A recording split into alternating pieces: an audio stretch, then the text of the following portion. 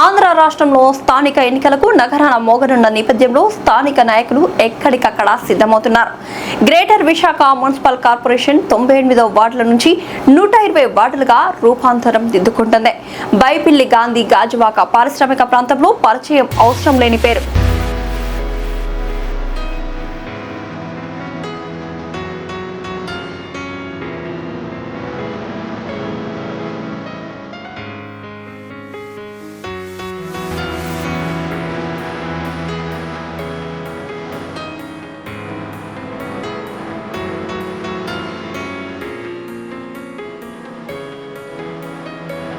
ప్రజలకు సేవ చేయాలి అనే సంకల్పంతో 2009 నుంచి ఎన్నో సేవా కార్యక్రమాలు, ఆధ్యాత్మిక సేవా కార్యక్రమాలు చేస్తూ వస్తున్నారు.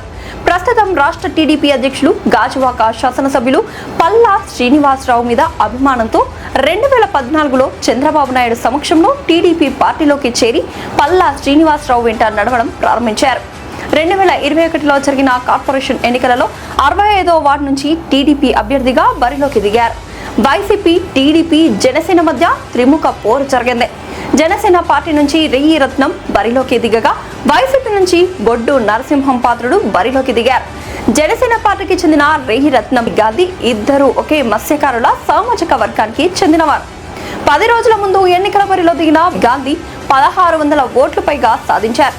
ఒకే సామాజిక వర్గానికి చెందిన ఇద్దరు అభ్యర్థులు బరిలోకి దిగడంతో వైసీపీ అభ్యర్థి బొడ్డు నరసింహపాత్రుడు ఎన్నికలలో విజయం సాధించారు. ఎన్నికలలో విజయం సాధించిన వైసీపీ అభ్యర్థి బొడ్డు నరసింహపాత్రుడు టీడీపీ తీర్థం పుచ్చుకొని తెలుగుదేశం పార్టీలో కొనసాగుతున్నారు. 2021 ఎన్నికలలో గాంధీ ఓటమి చూసినప్పటికీ వార్డు ప్రజల వెంట నడుస్తూ పల్లా శ్రీనివాసరావు అండతో అనేక అభివృద్ధి కార్యక్రమాల్లో పాల్పంచుకున్నారు. నేడు స్థానిక ఎన్నికలు రానున్న నేపథ్యంలో పల్లా శ్రీనివాసరావు వార్డు కూటమి నాయకులు, వార్డు ప్రజలు అండదండలతో మరొకసారి ఎన్నికల బరిలో దిగి వార్డు ప్రజలకు సేవ చేయడానికి సిద్ధంగా ఉన్నారు.